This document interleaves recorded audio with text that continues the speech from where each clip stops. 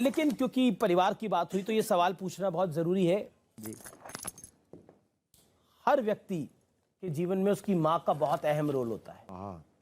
तो माँ की याद कितनी आती है, कितनी मुलाकात करते हैं, हम और युवा पीढ़ी को क्या कहना चाहते हैं? उसी गांव में रहते हैं। बागेश्वर धाम भी उसी गांव में है जहां हमारा जन्म हुआ। हमारा सौभाग्य है कि हमें माता पिता साक्षात ईश्वर रूप में प्राप्त भए, और प्रत्येक व्यक्ति को माता पिता और गुरु यही त्रिदेव का दर्शन है। अगर कोई हमसे कहे कि ब्रह्मा विष्णु महेश के दर्शन करना है, हम बहुत स्पष्टवादी हैं और बहुत सत्य बोलने पर भरोसा रखते हैं।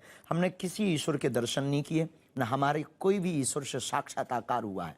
अंतर्मन के साक्षात्कार को प्रस्तुत नहीं किया जा सकता है, पर वाहिक साक्षात्कार हमने किसी भी ईश्वर का नहीं किया। लेकिन अगर आप लोग हमसे पूछो कि त्रिदेव के बारे में आपका क्या कहना है, ब्रह्मा विष्णु और महेश के बारे में आपका क्या कहना है, तो हम यही कहेंगे, ब्रह्मा है माँ, पालना का काम पिता करते हैं तो वो है विष्णु, और सुधार का काम गुरु करते हैं तो वो है महेश। शंकर ब्रह्मा विष्णु इन तीनों का दर्शन हम माता पिता गुरु में ही करते हैं। आपका एक दावा है कि आप पर हनुमान जी की कृपा है, जिसकी वजह से आप लोगों की समस्या का समाधान कर देते हैं। लेकिन आलोचक भी हैं आपके, और बड़ी संख्या में है वो आलोचक। वो कहते हैं कि आप एक माइंड रीडर हैं, इससे ज्यादा कुछ नहीं। पहली बात तो ये दावा हमने कभी नहीं किया कि हम पर ही हनुमान जी की कृपा है। सब पर है सो हम पर है। और दूसरी बात, रही बात माइंड रीडर वाली, कांच में और मणि में बहुत अंतर होता है। चमकदार दोनों होते हैं, पर जो मणि काम करती है वो कांच काम नहीं करता। और तीसरी बात, सिद्धियां और कला दोनों ठीक धरती और आसमान बराबर जैसी डिस्टेंस में रहती है। कलाएं, आर्ट एक कला एक सीमित है, सिद्धियां असीमित होती हैं। अष्ट सिद्ध नवनिधि के दाता, असवर दीन जानकी माता, ये हनुमान जी की लीला है। जय। अगला सवाल मेरा जो है वो एक आरोप पत्र है, और ये आरोप पत्र वाला राउंड है, और इसमें आप पर जो आरोप लगे हैं उन पर आप सवालों के जवाब देंगे।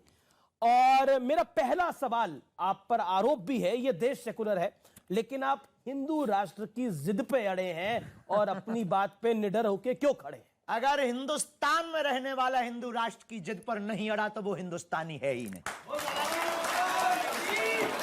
वो लगता है वेस्ट इंडीज का आदमी है। अगर हिंदुस्तान में रहकर हिंदुस्तानी व्यक्ति हिंद महासागर के सन्निकट रहने वाला ही हिंदू राष्ट्र नहीं कहेगा तो क्या पाकिस्तान वाले कहेंगे? और रही हमारी बात, जिनको जो लगता हो लगने दो, हम अपनी बात से न कभी झुकेंगे, न कभी मुड़ेंगे, न कभी रुकेंगे। भारत हिंदू राष्ट्र था, है और फिर घोषित होकर रहेगा। लेकिन संविधान में सभी धर्मों को समान अधिकार मिला है, सेकुलर है हमारा देश, तो सिर्फ हिंदुओं के आधार पर देश कैसे हो सकता है? पंथ निरपेक्ष राष्ट्र है। संविधान में 125 बार पत्रकार महोदय संशोधन लगभग हो चुका है। 126 बार हिंदू राष्ट्र के लिए भी होना चाहिए।